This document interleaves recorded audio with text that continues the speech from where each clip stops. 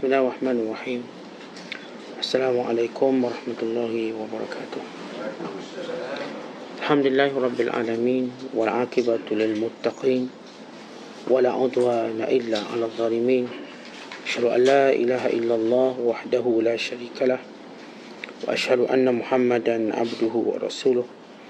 Allahumma salli wa sallim wa barik ala sayyidina Muhammad wa ala alihi wa sahbihi ajma'in wa ba'du. Qala al-musannifu rahimahullahu ta'ala wa nafa'ana Allahu bihi wa bi'ulumihi fid darain amin. Telah berkata Imam al-Allamah Syekh Abdul Qadir Al-Jilani, semoga Allah Ta'ala merahmatinya dan kita mendapat manfaat serta barakah ilmunya. Wahai gulam, rela dengan takdir Tuhan itu adalah lebih baik daripada mendapatkan dunia dengan susah payah. Kemanisannya di dalam hati para siddiqin adalah lebih lazat daripada menikmati syahwat dan kelazatan. Sebenarnya pada mereka itu adalah lebih bagus dari dunia dan segala isinya, kerana dengan itu akan baik kehidupannya dalam semua segi dan keadaan biar apa sahaja jenisnya. Berbicara kepada manusia dengan lisan ilmu, amal dan ikhlas, dan jangan berbicara kepada mereka dengan lisan ilmu sahaja tanpa ada amalnya, kerana yang demikian itu tiada guna bagi dirinya dan tidak juga bagi siapa mendengarnya. Nabi SAW bersabda, yahtiful ilmu bil amal fa in ajabahu wa illa irtahala anhu. Ilmu itu harus dibicarakan dengan diikuti amal. Jika dia mengikutinya ataupun nanti dia akan pergi meninggalkannya. Yakni akan lenyap keberkatan ilmu itu, dan yang tinggal hanya hujahnya. Dan ketika itu engkau akan menjadi seorang alim yang terfitnah dengan ilmunya. Tinggal bersamamu pohon ilmu itu dan akan lenyap daripadamu buahnya. Mintalah daripada Allah Ta'ala agar dia, yakni Allah, mengurniakanmu hal dan maqam di hadapannya. Jika dia kurniakanmu yang demikian, maka mohon dia, yakni Allah, supaya menyimpannya agar engkau tidak menunjukkan apa pun daripadanya. Jika engkau memang mahu menampakkan apa yang di antaramu dengan Allah Ta'ala, nanti itu akan menjadi sebab kebinasaanmu. Ingatlah supaya jangan sekali-kali membanggakan diri dengan ehwal dan amalan, kerana pelakunya akan terkutuk dalam pandangan Allah Ta'ala. Awas kamu dari suka mengata orang lain atau suka mendengar cerek-berek mereka, kerana yang demikian itu sangat membahayakanmu dan tidak ada sedikit pun manfaatnya buatmu. Jangan berani mengatakan sesuatu perkara hingga engkau merasa sanggup menanggungjawab ke atasnya, dan datang perkara itu dari Allah Ta'ala dalam hatimu. Bagaimana boleh engkau mengundang orang ke rumahmu sedang engkau belum lagi menyiapkan makanannya buat mereka? Perkara ini memang perlu kepada asasnya dahulu, kemudian barulah engkau letakkan bangunan ke atas tadi. Korek tanah hatimu sehingga ia mengeluarkan air kebijaksanaan. Kemudian barulah engkau dirikan keikhlasan dan mujahadah serta amalan-amalan yang soleh, sehingga berdiri istana mahligaimu. Kemudian barulah boleh engkau mengajak orang kepadanya. Ya Allah, ya Tuhanku, hidupkan jasa amalan kami dengan ruh keikhlasan kepadamu. Muslimin dan muslimat, penonton yang dirahmati oleh Allah sekalian, bila kita melihat dan mengkaji apa yang dibicarakan oleh Syekh Abdul Qadir Al-Jilani rahmatullahi alaihi rahmatan wasi'ah, kita diajar untuk supaya senantiasa menerima takdir Allah, tenang dengan takdir Allah, dan redha dengan takdir Allah, serta bergembira dengan takdir Allah. Kerana takdir Allah itu telah diterima oleh orang-orang yang bijaksana daripada kita, orang yang lebih hebat daripada kita, orang yang ternyata mereka yang diangkat darjatnya di sisi Allah. Semua para nabi alaihimussalatu wassalam, semua mereka menikmati kemanisan takdir Allah dengan menerimanya, sehingga mereka menjadi manusia terpilih. Dan para nabi dan rasul ini membawa kegembiraan ini untuk kita juga, bahawa untuk kita gembira dengan dunia ini bukan untuk mencari kekayaan yang banyak, pangkat yang banyak dan segala-galanya, tetapi sebenarnya datang kegembiraan bila kita redha dengan apa pun yang Allah kurniakan pada kita. Sifat redha dan menerima takdir dengan apa yang Allah Ta'ala takdirkan, inilah dia kemuncak kebahagiaan. Kan itu dikatakan bahawa bahagianya manusia itu dengan menerima takdir Allah Ta'ala. Bila kita terima takdir Allah Ta'ala, maka kita akan bahagia. Sebagaimana diriwayatkan dalam hadis, min sa'adati ibni adama istikharatullah ta'ala wa ridahu bima qadallah, wa min syaqawati ibni adam sukhtuhu bima qadallah. Maksudnya, di antara tanda kebahagiaan anak Adam, manusia, kita, bila mana setiap perkara kita minta petunjuk dari Allah. Kalau kita nak bahagia, setiap perkara minta petunjuk daripada Allah Ta'ala. Kemudian redha dengan apa yang Allah putuskan. Dan di antara tanda kecelakaan dan tanda kehinaan, tanda tidak bahagia seorang manusia, bila dibenci dengan apa yang Allah Ta'ala qada pada dia. Manusia tidak boleh lari daripada ketentuan dan qada Allah Ta'ala. Kerana itu Allah Ta'ala menyebut dalam Al-Quran bagaimana kita kekal tunduk kepada apa pun yang dikehendaki oleh Allah. Allah Ta'ala berfirman, kul lan yusibana illa ma kataballahu lana. Katakanlah wahai Muhammad pada semua manusia, tidak akan berlaku kepada kita semua melainkan apa yang Allah tetapkan. Kita dalam kehidupan kita apa pun berlaku, itu Allah tetapkan. Bahkan Allah Ta'ala bukan tetapkan hari ini, ataupun Allah tetapkan beberapa hari lepas, semenjak manusia diciptakan. Sebelum manusia diciptakan, bukan lebih lama daripada itu, sebelum Allah menciptakan langit dan bumi, maka takdir Allah itu sudah tersimpan di sisi Allah.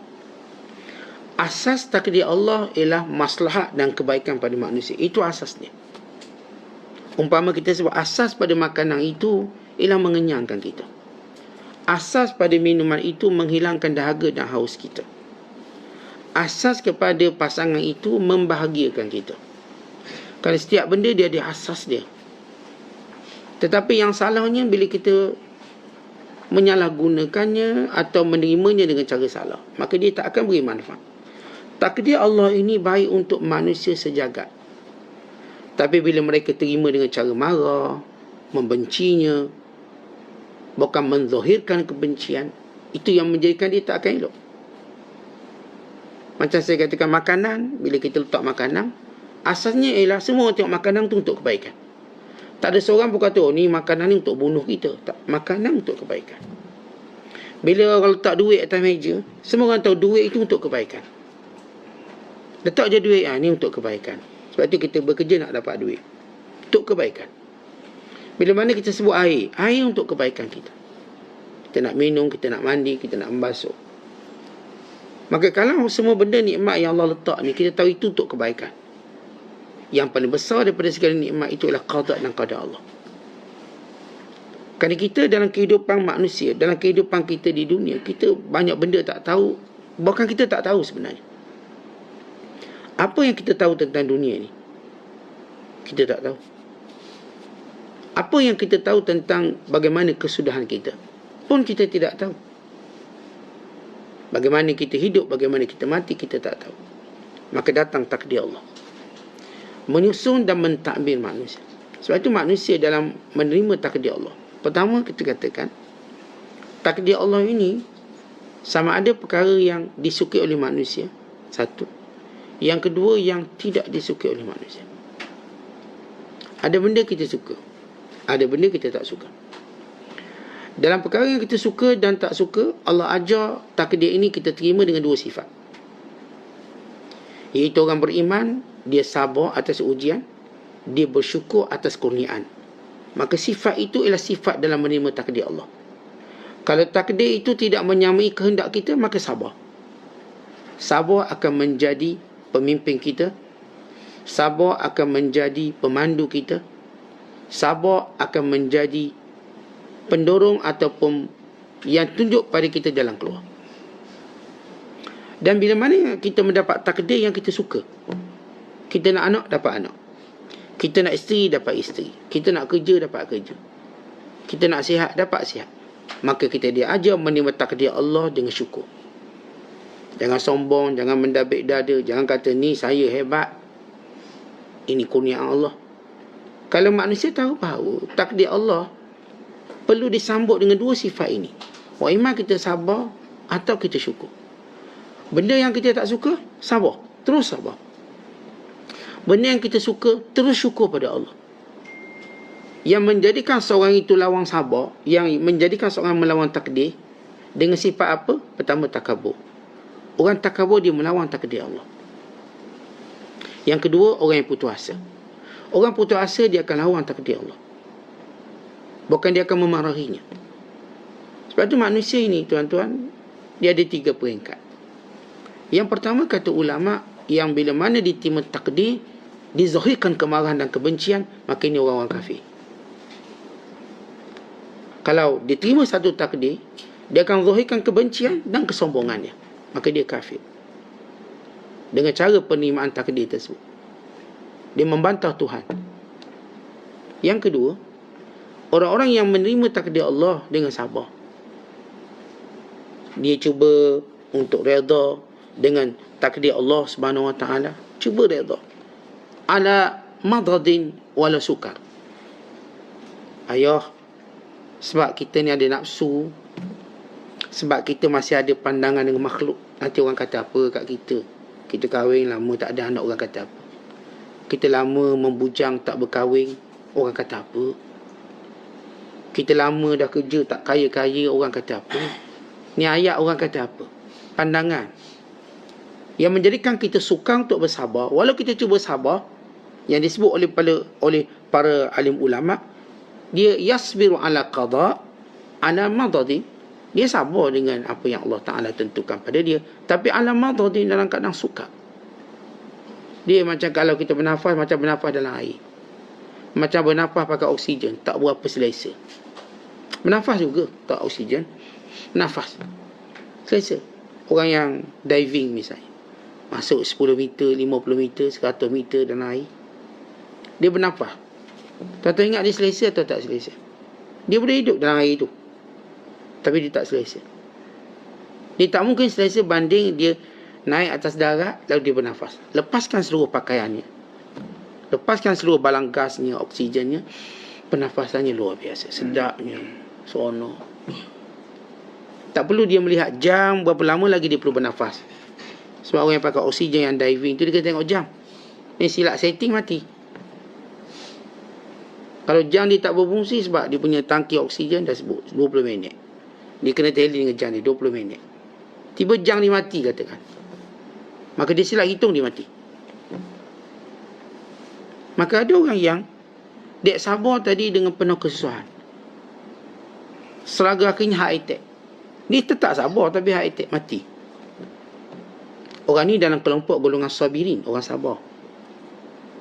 Tapi macam saya katakan, punca yang jadikan kita susah nak sabar, atau sabar dalam keadaan sukar, kerana kita letak pandangan pada makhluk. Dan kerana ada lagi pandangan kita pada makhluk, yang kita kata nanti orang cakap apa kat kita ni. Saya kerja sampai pencing, rumah berhutang tak habis lagi. Saya ni misalnya buat macam-macam, anak pun tak dapat. Saya ni sampai ketua tak ada jodoh. Saya ni misalnya tak boleh buat macam orang lain buat, tak gagah, tak kuat. Lalu kita malu, sehingga kita menutup pandangan orang pada kita, maka kita boleh sabar dengan baik. Sebab itu dalam hidup ni kita ajak ikhlas kepada Allah. Dalam hidup ni tuan-tuan sekalian, kita tak masukkan, kita katakan, pengaruh makhluk dalam hidup kita. Kalau masuk je pengaruh makhluk dalam hidup kita, dia jadi tak balance. Terus dia tak balance, sehingga kita mampu keluarkan makhluk. Yang ni apa kata orang ni kita jangan peduli. Sebab itu kita kena belajar tuan-tuan sekalian, jangan peduli kata orang dengan mengikut syariat yang sebenar. Yang kita maksudkan kata orang ini ialah orang-orang yang tak berkenaan, orang-orang yang bukanlah soleh. Kerana orang-orang soleh, kata-kata dia kita kena dengar. Sebab dia menasihati kita. Ni kata-kata orang yang kita tak tahu kepala ekor.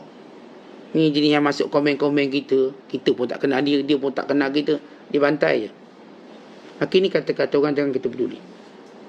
Kita cuma peduli kata-kata orang yang sayang pada kita dalam keadaan dia ikut syariat. Sebab orang bila ikut syariat, kata-katanya akan betul. Dia nasihat kita dengan betul. Bagaimana kita letak nilai kata-kata orang dalam kehidupan kita, kita gagal ataupun lemah dalam menerima takdir Allah. Memang pernah. Bayangkan kalau kita berniaga, kemudian tak berapa untung. Orang kata tak pandai bisnes. Orang kata ni, itu dan ini. Macam-macam orang kata. Kita duk layan. Sabar kita dah menerima takdir tadi makin lemah. Makin lemah. Memang lemah. Kita umpama saya sebut tadi yang diving tadi, gas habis. Mati. Tapi dia masih lagi sabar. Dia orang sabar. Cuma dia menanggung sabar dengan berat sekali. Kadang-kadang ada orang dapat anak yang mengaibkan. Anak isak dada. Anak dia conteng muka atau conteng arang di wajah dia. So penjara, keluar penjara. Orang pun kata, oh mak tak pandai ajar, ayah tak pandai ajar. Ni jenis mak tak ajar, ayah tak ajar. Jadi tertekan mak dia ni. Tertekan ayah dia. Dia sabar saat saya terima qada ini. Saya pun bukan tak didik anak saya, dah hantar sekolah. Dah ajar itu, dah ajar ini. Dah kerat. Dah bagi sekolah agama dah. Bukan bagi sekolah biasa, saat sekolah agama. Kita bayar lagi. Ngaji petang-petang. Tiba-tiba kesudahannya begini. Ya saya terima takdir Allah. Saya tak berputus asa dengan rahmat. Tapi orang kata ni, oh anak banduan. Mak tak pandai jaga. Orang cakap, orang tak tahu hal kita. Dan lagi mana kita pandang makhluk tadi, maka kita akan lemah. Kita akan penat. Habis bagaimana cara keluarkan pandangan makhluk? Bagaimana kita tak keluarkan, memang kita tak akan berjaya untuk sabar 100%. Tapi ini darjat sabiri. Yang ketiga, orang-orang yang melihat segala takdir itu kebaikan, kebijaksanaan Allah dalam mentadbir kehidupan dia. Tuan-tuan sekalian, kalau ada, kita kalau buat syarikat, tuan-tuan buat syarikat, tuan-tuan boleh lantik CEO yang boleh uruskan syarikat dan ternyata diurus dengan baik, maka kita seronok. Kita lepas pada dia je. Syarikat tu nama kita, tapi kita lepas kat dia. Keuntungannya pada kita. Sebab dipercayai. Tetapakah kita tak percaya pada Allah yang maha bijaksana? Kalau kita dalam hidup boleh percaya orang-orang tertentu yang bijak, awak uruskan je. Saya percaya kat awak. Kita suruh dia beli saham. Kita suruh dia beli kereta kita. Kita suruh dia beli rumah kita. Kita percaya kat dia. Cakap je berapa saya bayar. Tunjuk kat mana saya kena saing, saya saing. Tak seronok urusan dengan dia sebab kita tahu dia bijaksana. Dia tak akan tipu kita. Dia akan jujur dengan kita. Dia akan pastikan kita untung. Waktu kita wakilkan dia beli rumah terbaik. Siap rumah ni siap renovate dah. Dia punya view pun cantik. Harganya Masya Allah. Mampu kita bayar. Kita pun seronok. Sama juga. Sampai peringkat setengah orang bila percaya, tolong carikan pada aku isteri aku. Itu suruh orang cari. Orang cari isteri untuk dia. Ni isteri. Dia puas hati. Kerana orang tu cari isteri dengan taste yang betul. Tak ada sebut cari isteri beri yang tukang cari pun tak nak. Lepas tu nak beri ke orang. Dan kita kaedah kalau orang suruh kita, tolong cari isteri aku seorang. Sekira-kira kita tengok pun kita nak bagi pada orang. Ni kita rasa macam tak nak. Sama juga orang suruh cari suami. Kalau minta tolong cari suami saya boleh tak? Saya lama tak kahwin.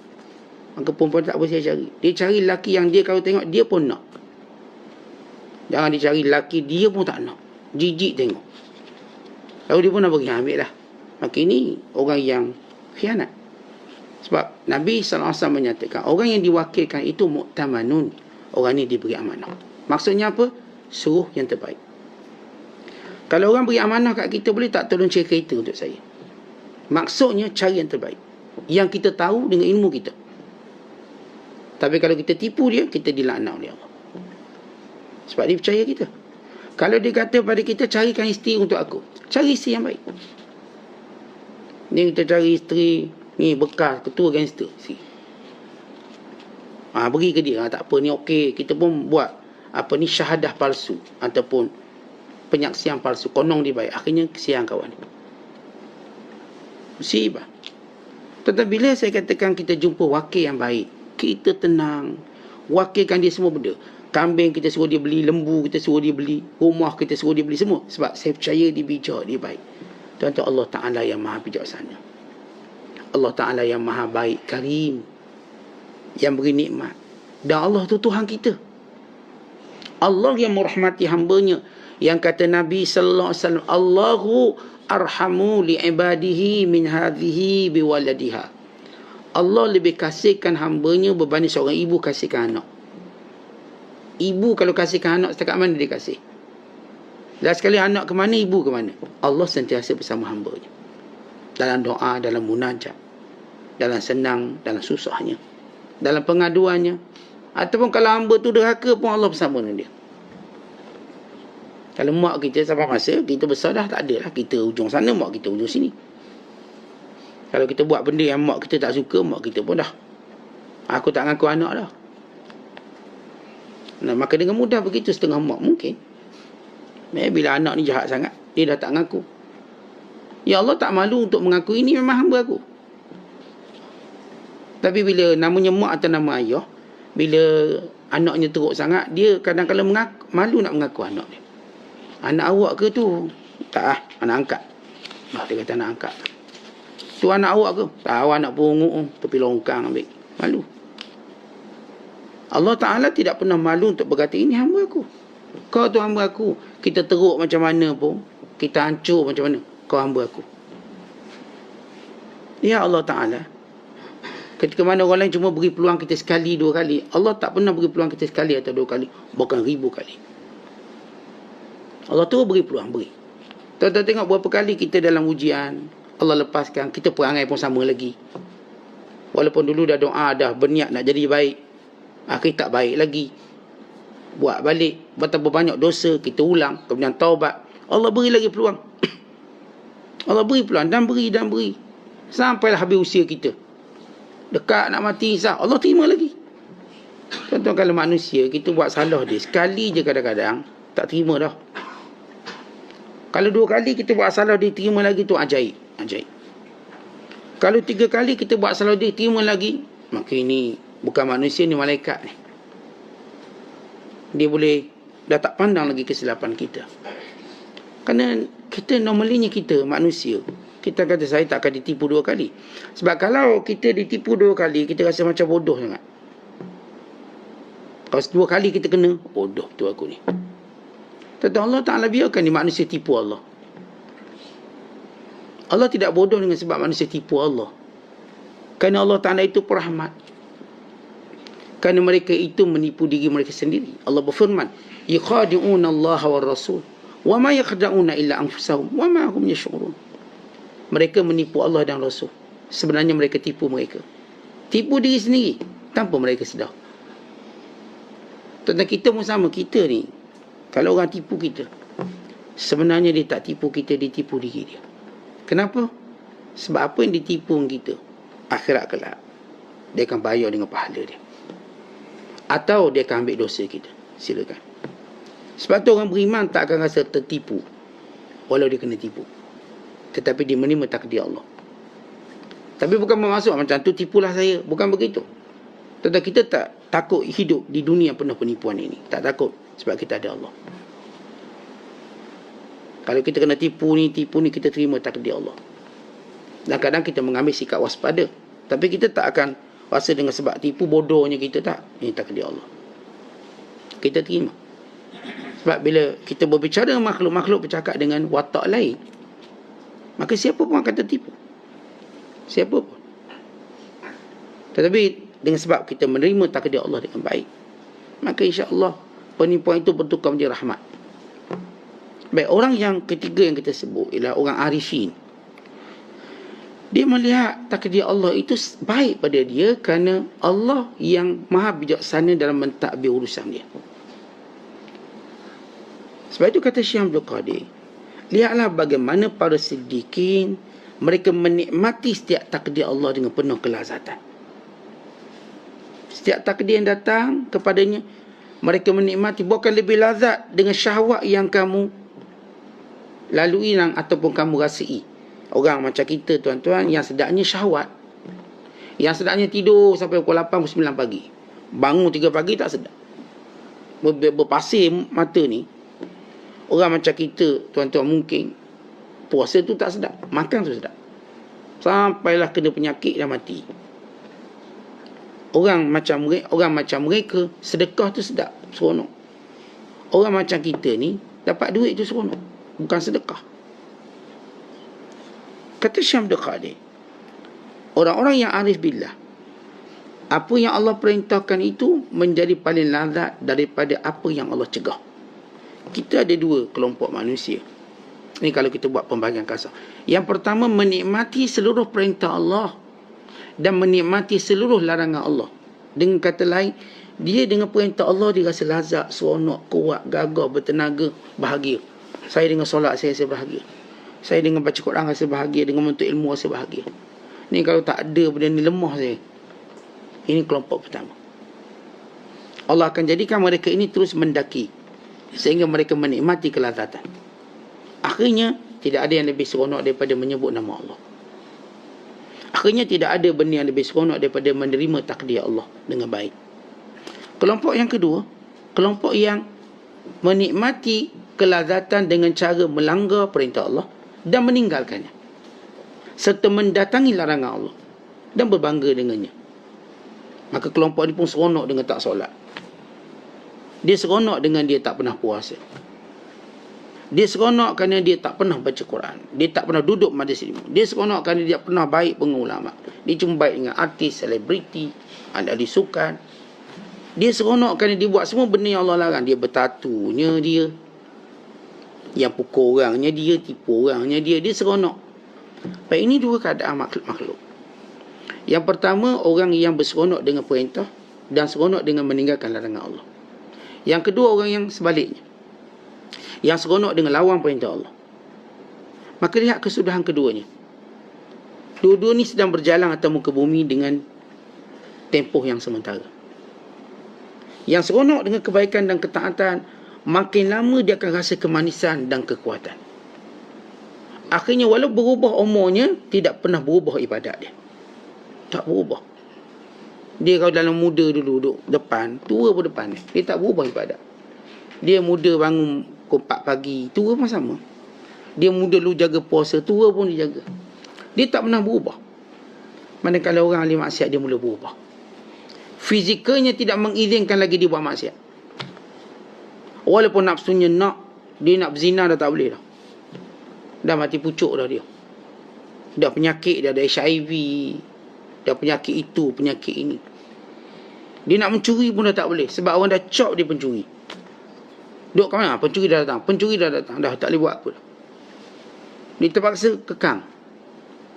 Dalam keadaan dia nak buat, tapi dia tak boleh buat. Dia nak buat.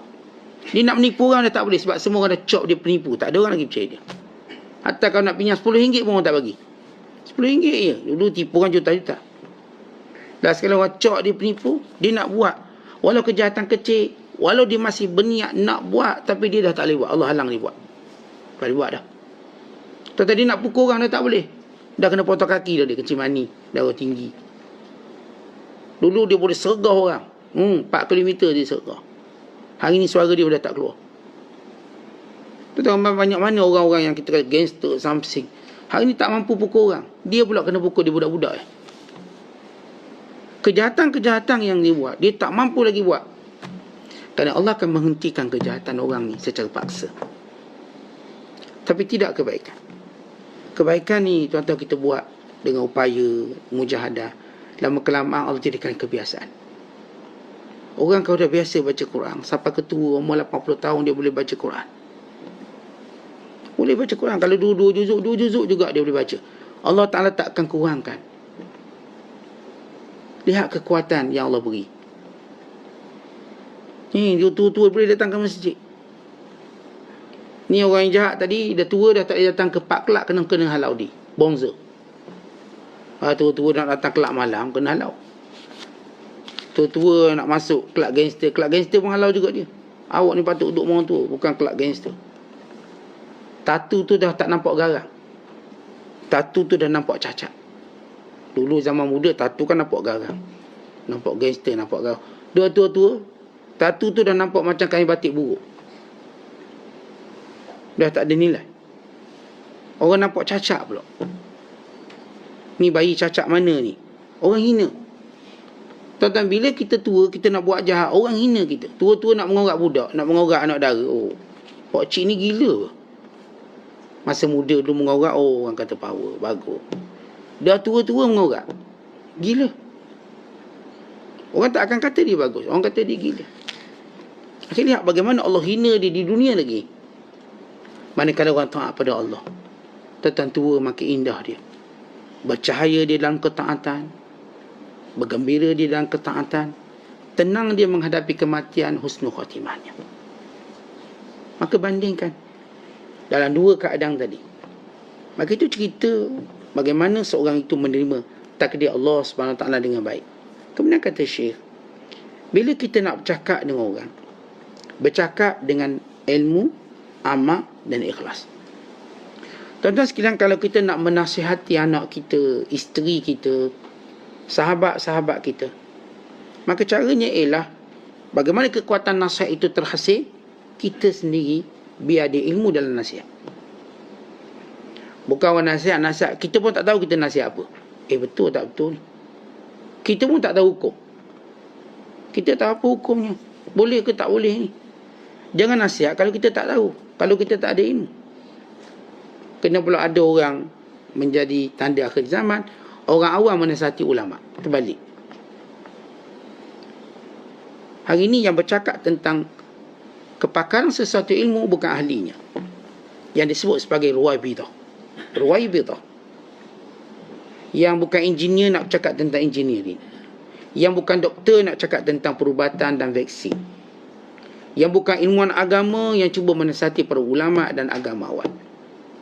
Yang bukan tahu tentang bab masak nak mengajar chef-chef tentang bagaimana cara masak. Dunia terbalik kerana golongan ruwaibidah. Apa itu ruwaibidah? Orang yang bukan ahlinya, yang bercakap pada bidang yang dia tidak punya pengetahuan. Ini ruwaibidah. Ruwaibidah ada peringkat. Peringkat paling teruk sekali, dia tak tahu agama, dia nak bercakap agama. Ini paling teruk. Kan dia bernipu atas nama Allah dan Rasul. Dan ruwaibidah yang bawah sekali ialah dia tak bercakap pada keahliannya. Dia tak reti bab-bab ubat ni, tapi dia cuba bercakap. Dia pun reka ubat sendiri, dia pun beritahu kelebihan ubat ni. Doktor pun macam pening, betul ke ubat ni kelebihan macam ni? Ubat ni bagus untuk stroke, untuk jantung, semua ubat dia ni. Makan ubat ni semua sembuh. Aneh KKM tak beli pula ubat tu dengan dia. Tapi dia punya otak, tengok latar belakang tak ada pun. Latar belakang pakar perubatan, research, kajian. Dia jaja dengan maklumat palsu. Orang pun beli. Tahu-tahu mati orang. Tahu-tahu mati. Ubat yang bukan disebut, bukan dibuat oleh ahli. Kita bayangkan kalau kita biar, kalau kita tak ada akhtar, orang tak pandai pun buka klinik. Dia buka klinik, nampak doktor ni duit banyak. Saya nak jadi doktor jugalah. Buka klinik. Beli stetoskop je satu. Nyamai doktor. Bayangkan kerosakan yang dia buat. Yang dia bukan ahli agama, nak cakap agama. Dia pakai serban, pakai jubah sikit. Biar serban dia tebal pada ustaz sikit. Okey, dia mula cakap agama. Sekarang senang buat di YouTube je. Dia bercakap. Dan dia bukan ahlinya. Bayangkan kerosakan dia buat. Kehancuran. Sebab itu, Allah Ta'ala tak izinkan orang yang tak ada ilmu, orang yang tidak ikhlas, orang yang tidak beramal untuk mengubah manusia. Melainkan mereka menyesatkan manusia. Yang boleh ubah manusia, yang pertama orang ada ilmu, dia boleh ubah manusia. Segala sifat-sifat kekurangan.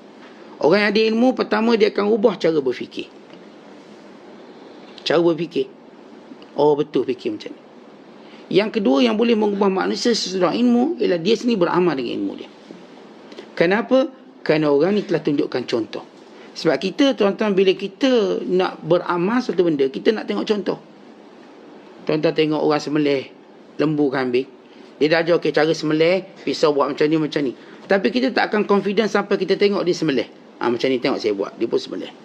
Bawah, naik atas. Kita pun confident. Dia duduk sebelah kita dalam keadaan dia juga buat. Dan yang ketiga, dia ikhlas. Kenapa kena dia ikhlas? Kerana tuan-tuan sekalian, ikhlas ini yang menjadikan seorang itu mampu istiqamah. Seorang yang dia tak mampu istiqamah dengan kebaikan, dengan apapun ilmu yang dia sampaikan, maka dia tidak akan mampu untuk istiqamah kalau tak ikhlas. Sebab itu ikhlas menjadi suatu perkara yang penting dalam apapun perbuatan kita. Tentang kita ikhlas jadi ayah, tanpa mengharapkan balasan anak-anak. Sebab itu anak kita membesar dengan baik. Kita tak, ke mana kita besarkan anak, bukan kita nak suruh anak kita bayar. Ada nak suruh dia bayar, dia berapa sen, mesti tak bayar. Kita ikhlas, kita habis duit banyak untuk anak-anak kita. Maka anak kita membesar dengan baik, akhirnya dia menjaga kita dengan baik. Yang istiqamah jadi ayah, kerana dia ikhlas, dia tak pernah mengharapkan balasan pada anaknya, walaupun sedikit. Dia terus sibuk buat. Sekolahkan anak, didik anak. Sama juga dalam amalan orang yang ikhlas pada Allah. Walau dia uji macam mana, ikhlasnya kental, kuat. Akhirnya apa jadi? Dia mampu sampai ke destinasi. Ikhlas ini juga setengah ulama menyebut sebagai quwwatul azmi ataupun qawiyun niyah, niat yang kuat. Sebab seorang yang tidak ikhlas, niatnya tak kuat. Niat tu boleh berubah. Sebab tu kata Zunnun al-Misr, kata Zunnun, orang yang berada pada jalan Allah, ada 6 perkara yang akan mengganggu dan merosakkannya. Kita, tuan-tuan, kalau kita nak berada pada jalan Allah, nak jalan betul, biar jangan ada gangguan, kena perhatikan ada 6 perosak kita. Yang pertama, kata ulama, dha'fun niyah bi'amal akhirah. Bila niat kita lemah dalam melakukan perkara akhirat. Yang ni apa dia? Kurang ikhlas. Ikhlas ada, tak kuat, lemah. Ini disebut juga sebagai dha'fun niyah bi'amal akhirah. Niat yang lemah waktu buat amal akhirat.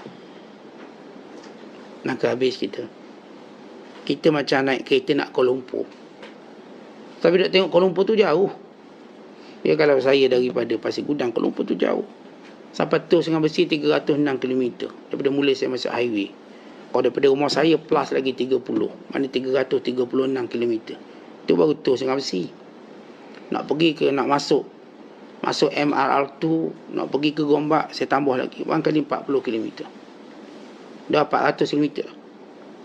Tetapi kalau dalam perjalanan ni, saya fokus, kuat niat saya nak ke KL. Berapa kali pun saya mengantuk, saya teruskan jalan. Saya berhenti sekejap je.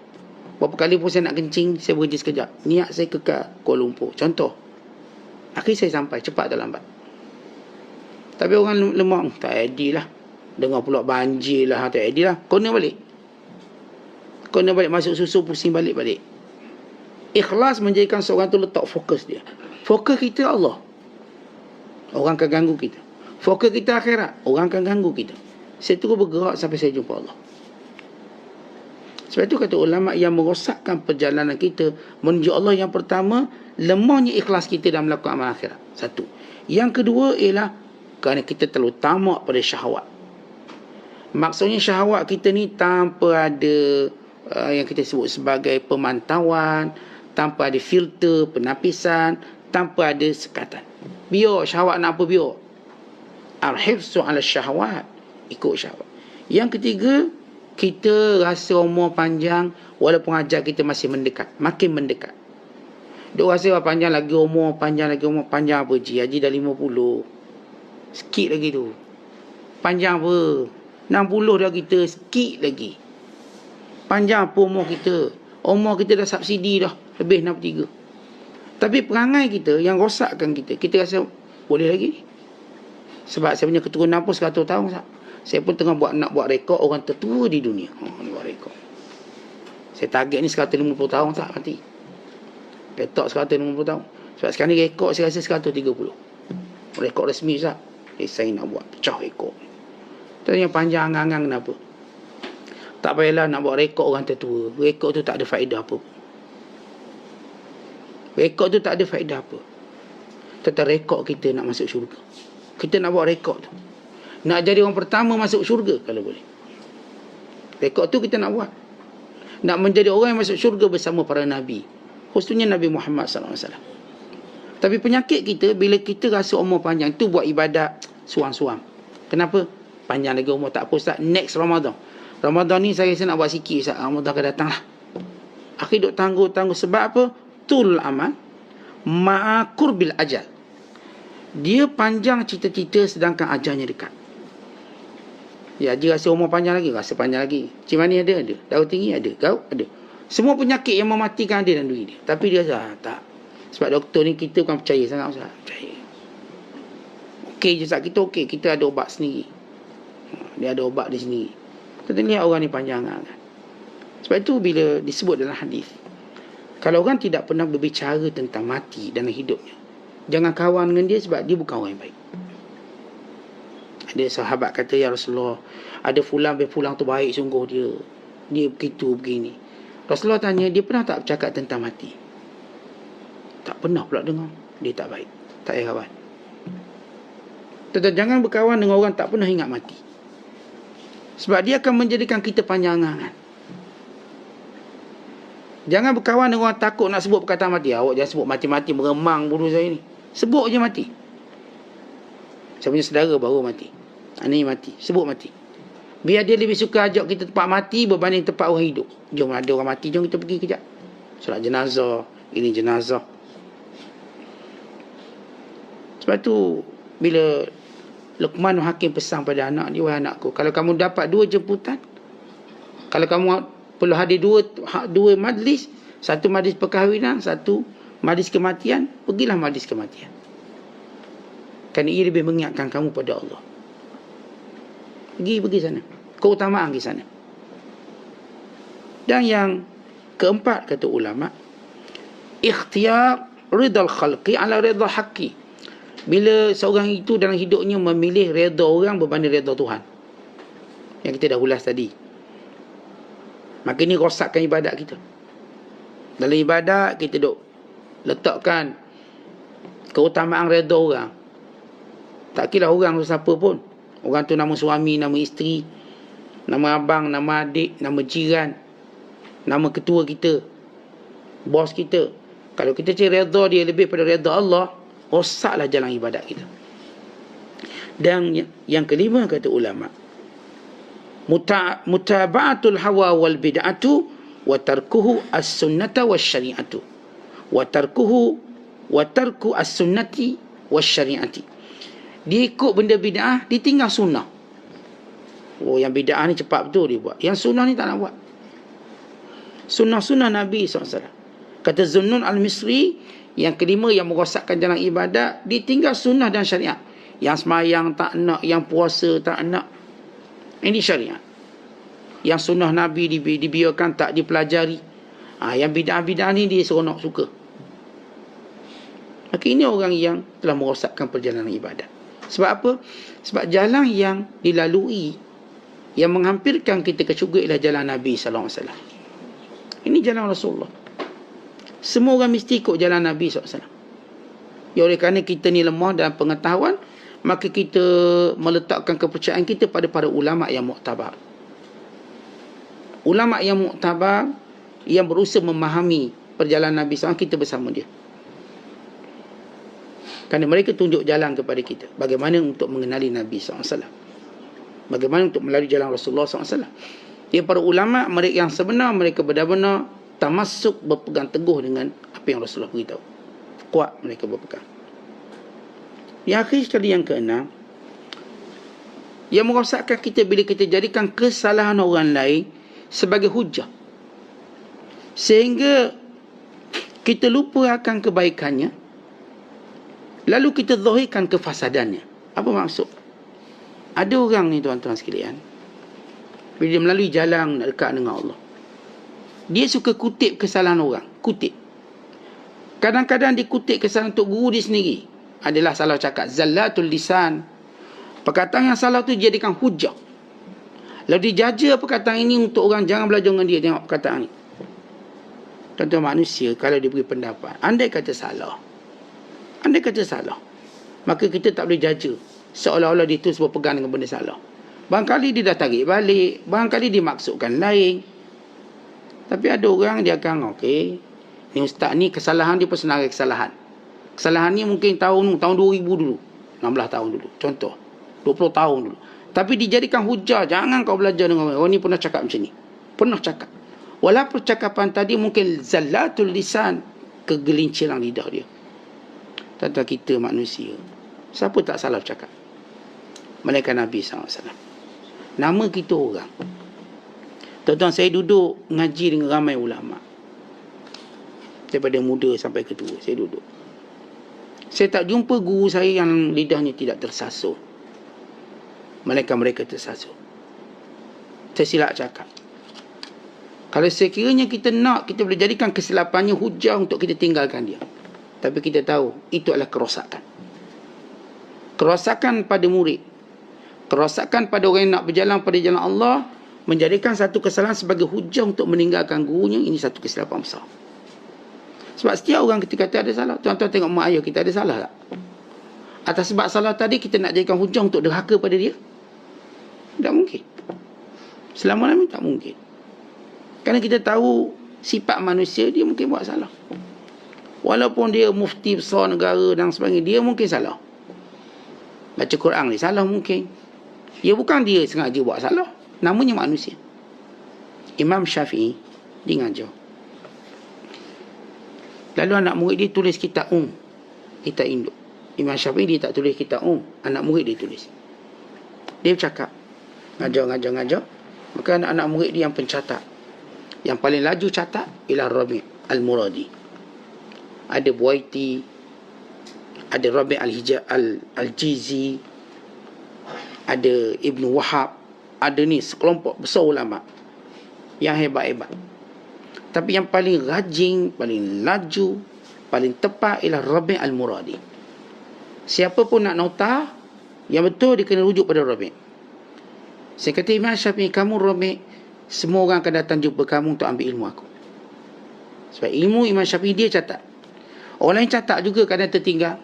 Yalah, tengah tertidur nak catat macam mana? Dah tertidur, tertinggal poin. Kadang mengelamu, dah tertinggal poin. Yang ni, Rabi' ni fokusnya 100%. Saya kata Imam Syafi'i huwa athbat. Dia ni paling dipercayai dalam nota. Orang ni baik-baik belaka, bukan tak baik-baik. Tapi tok guru ni dia tahu nilai. Ni orang ni kalau tulis nota tepat. Ni tak betul ni. Dan setengah-setengah guru memang dia bergantung pada nota anak murid dia. Dia cakap, okay, dia bergantung. Itu perkara biasa. Ini dipanggil proses imla'. Dipanggil. Apa itu imla'? Imla' ni tok guru bercakap, anak murid catat. Itu imla'. Maka dia pun catat. Okey, lepas tu Imam Syafi'i dia beritahu pada anak murid dia, Rabi', cuba ulang apa yang aku cakap.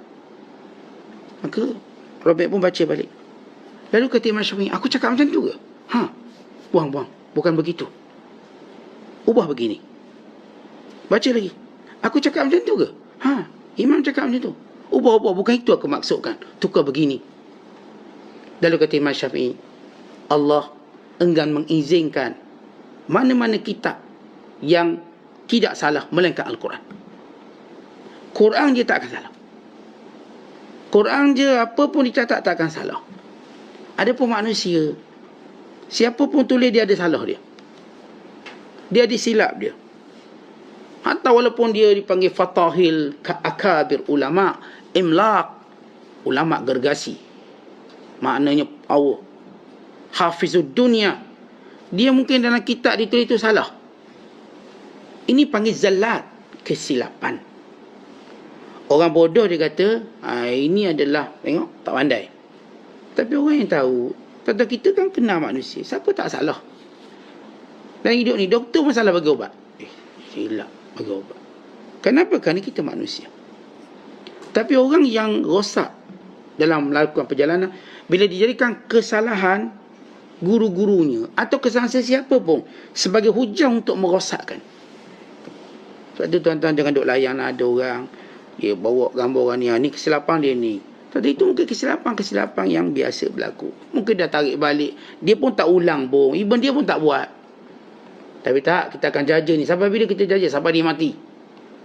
Ya, dia punya sifat busuk, dengki dia. Tuan-tuan jangan kita duk bersepahak dengan orang ni. Ni akhirat kelak ni, ini semua bakal-bakal muflis. Yang terus menjaja kesalahan orang, dijadikan sebagai asas untuk menolak dan mewujudkan perpecahan dan kemusnahan. Tetapi kalau kita suami, isteri kita mungkin buat salah. Dia buat salah. Lalu kita pegang satu salah ni untuk kita jaja sampai dia mati. Setiap kali berlaku apa, awak ingat tak dulu awak buat ni? Ingat tak? Kerana ini bukan suami yang baik. Sama juga isteri.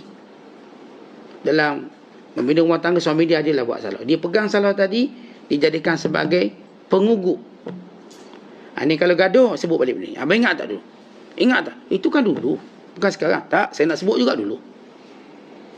Akhirnya tuan-tuan, bagaimana rumah tangga ni boleh bahagia? Bila kita duk simpan perkataan-perkataan yang mungkin dia dah tak sebut benda tu. Mungkin dia sebut tanpa niatnya. Atau mungkin kerana sebab-sebab dan tapi kita terus jadikan ini sebab ugutan selama-lamanya.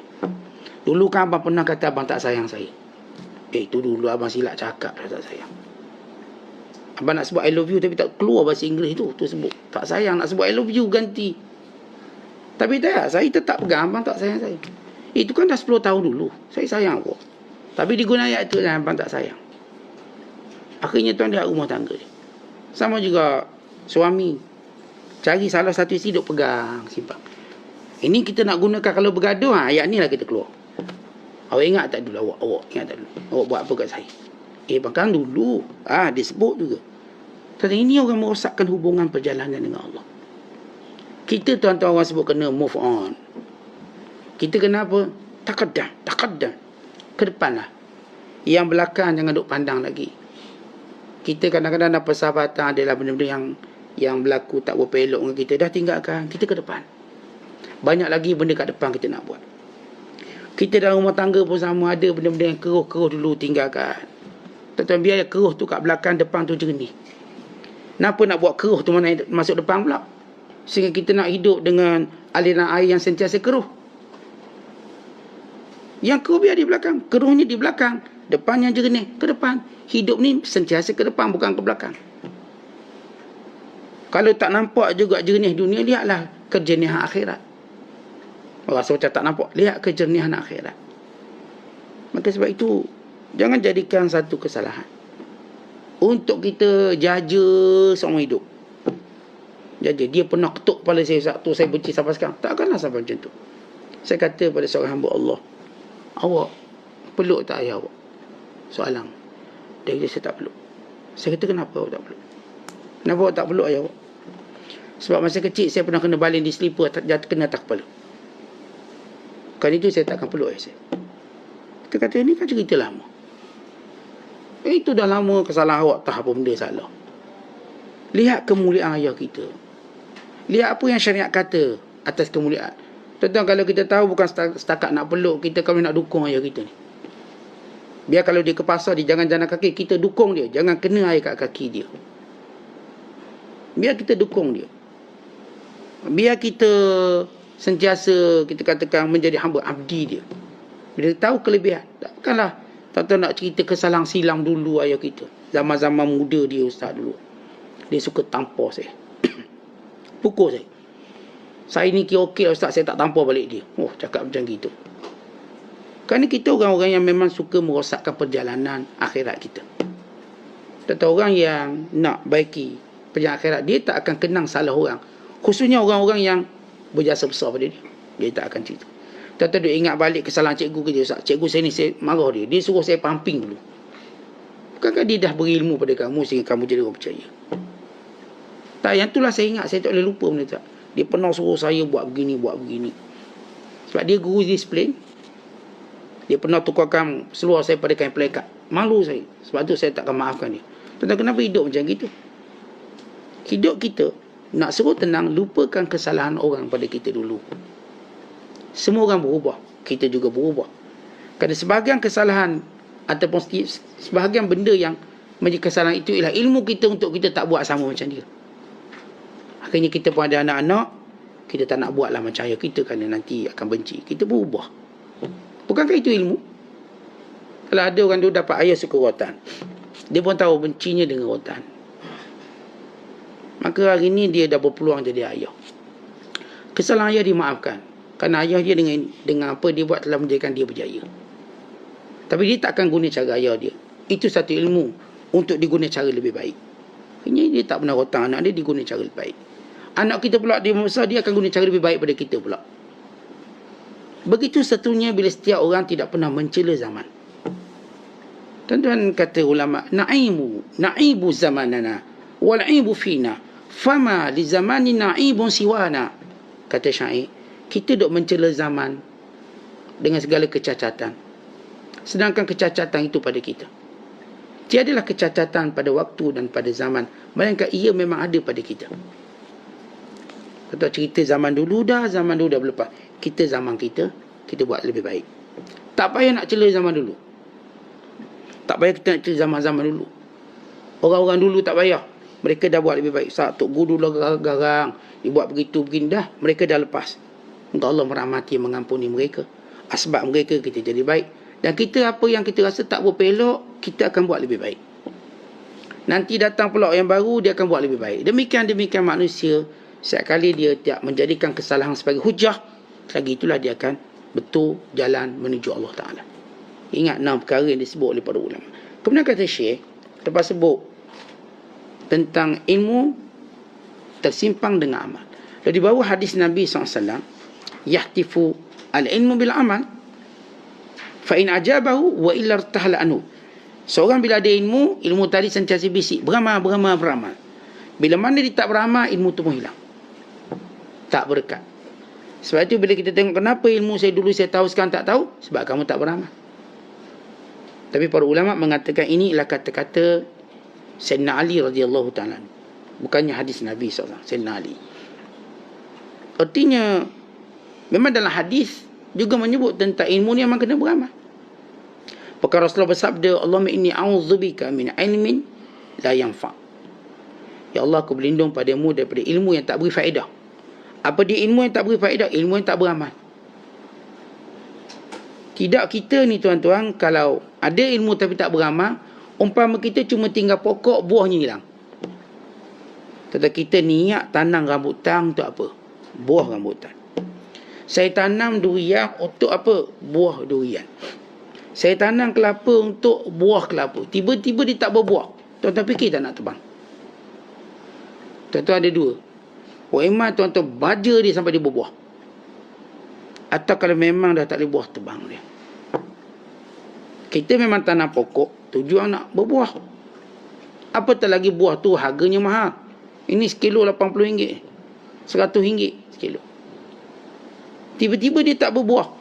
Kita dah gunakan tanah yang banyak, masa yang banyak. Apa yang kita fikir? Usaha dulu biar dia berbuah, kalau tidak tebang. Tuan-tuan, kita dah belajar lama. 10 tahun, 20 tahun, 30 tahun, 40 tahun, 50 tahun mengaji, tapi tak beramal. Dah belajar, dah solat, istikharah. Tak istikharah sampai sudah. Nak buat apa-apa duk tanya dalam Facebook. Bolehkah saya buat? Apa pendapat korang? Nah, pendapat korang juga. Kenapa tidak istikharah? Kenapa istikharah tidak menjadi suatu kelaziman kehidupan kita?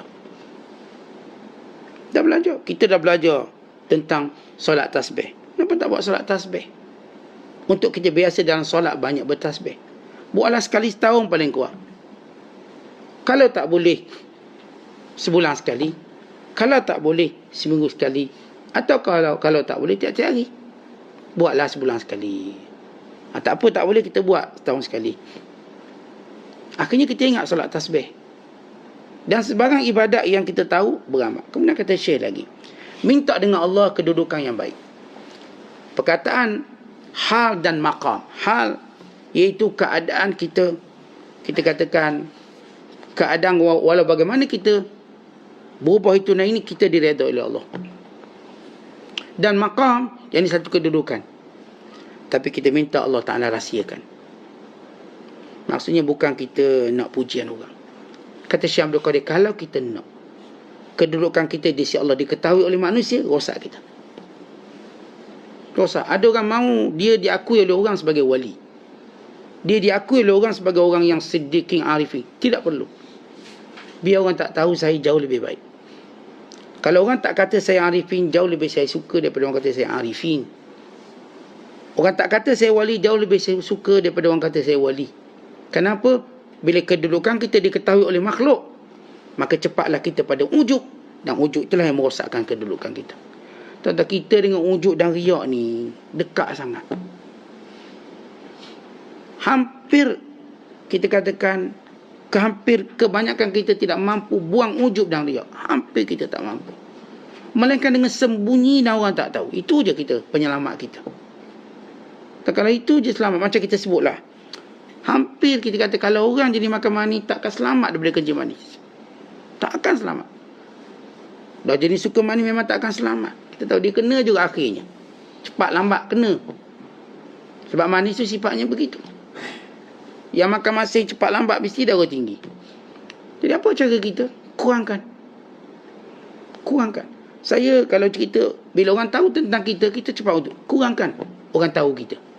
Biar orang tak berapa tahu kita. Kurangkan untuk kita claim diri kita. Siapa kita dan sebagainya. Kerana paling kita teruk lagi, bukan sekadar wujud tadi, Allah akan menghilangkannya daripada kita. Tuan-tuan, orang yang paling dekat dengan Allah, orang yang paling amanah dengan Allah, jujur. Kepercayaan Allah ialah orang paling jujur. Antaranya ialah orang yang memelihara kedudukan di sisi Allah dengan rahsia. Sebab tu orang ni kau dapat mimpi bagus-bagus, dia diam, tak cerita ke orang. Bila dia cerita, Allah pun bala dia dengan fitnah. Habis dia tak mampu nak jawab. Jangan cerita, diam. Siap mimpi yang baik-baik, jangan duk cerita. Tak cerita kawan rapat seorang dua, tak apa. Tapi jangan jadikan ia sebagai bahan ceramah kita, bahan kuliah kita, kerana fitnahnya besar. Kita tak mampu nak tolak. Kerana Allah juga tidak suka kita menceritakan rahsia secara khalayak. Apatah lagi dalam benda itu boleh mengangkat kedudukan kita pada pandangan manusia. Sebab kita akan berubah sehingga kita lupa pandangan Allah. Berhati-hati. Setiap kali kita mimpi satu benda, hati-hati dalam mengkisahkan pada semua orang. Kerana kita sedang menceritakan kedudukan kita di sisi Allah, bukan mimpi tu. Waktu saya mimpi sekian-sekian yang hebat, saya bukan sedang cerita mimpi tu, saya sedang cerita, lihat kedudukan saya. Saya special, saya istimewa. Atau itu yang membahayakan. Bukan menceritakan mimpi itu, menceritakan kedudukan kita, siapa kita. Tetapi biar ia rahsia di sisi Allah Ta'ala. Kemudian Syekh nasihat, kalau Allah Ta'ala beri kita sesuatu, jangan mudah untuk kita claim, untuk kita dakwa. Kelak kita tak mampu datangkan bukti, sehingga benar-benar kita berada pada kedudukan yang kuat. Silakan. Tak ada orang saya katakan Allah beri dia yang petunjuk-petunjuk, dia dengan mudah kata seolah-olah Allah beritahu saya jangan macam ni, macam ni. Sedangkan dia masih kosong jiwanya. Bila dia minta bukti, dia akan rebah. Sebab kita cakap ni, tuan-tuan boleh cakap ikut tuan-tuan nak cakap, tapi kita akan terdiam bila orang kata mana bukti, mana reference, mana dalih. Kalau kita tidak mampu membawa bukti, maka jangan cakap. Apatah lagi berkait dengan kita dengan Allah, mana bukti? Kalau kamu kata saya ni wali, buktikan. Kerana di antara kemuliaan wali, Allah berikan karamah, tunjuklah karamah. Kalau kita orang yang memang tak ada apa-apa, jangan sibuk mendakwa. Kerana kelak bila diminta bukti, kita akan gagal, maka Allah akan jatuhkan kita. Jangan bercakap sesuatu kita tak tahu. Benda yang sama juga, tuan-tuan, saya tak akan bercakap hukum. Kerana orang akan berkata, mana dalilnya? Melainkan saya tahu dalil, saya akan bercakap hukum. Saya tak akan berkata sesuatu itu haram. Kerana haram bermaksud Allah haramkan. Maka orang akan tanya saya, mana dalilnya? Kalau saya tak tahu, saya jangan bercakap bagi pihak Allah. Saya tak boleh kata benda itu wajib. Kerana orang berkata, baik Ustaz kata wajib, mana dalil? Sebab yang mewajibkannya Allah. Tak pasti ada dalil daripada Allah. Saya tidak mempunyainya, maka jangan bicara. Jangan bicara hukum, jangan bicara apa pun yang berkait dengan ketuhanan kalau kita tidak ada buktinya. Umpama kita tuan-tuan, jangan ajak orang datang rumah kalau kita tak ada makanan. Jangan ajak orang datang rumah kalau kita belum bersedia apa-apa. Sedia dulu, kemudian nak ajak. Nak ajak dia pada hukum Allah, kita bersedia dulu dengan ilmu. Ya, kita benar-benar bawa dia pada hukum Allah. Halalnya, haramnya, dosa dan pahala. Kemudian Syekh Abdul Qadir nasihat kita. Korek tanah hati kita. Tuan-tuan, keluarkan segala kejahatan dalam diri sehingga keluar air kebijaksanaan. Umpama tanah, air tak akan ada kat atas tanah. Dia ada dalam tanah. Apa kita buat korek? Korek. Setengah tempat mungkin lebih dalam pada setengah tempat lain. Ada tanah kita korek mungkin tak sampai 10 kaki keluar air. Ada kena 30 kaki. Ada 100 kaki.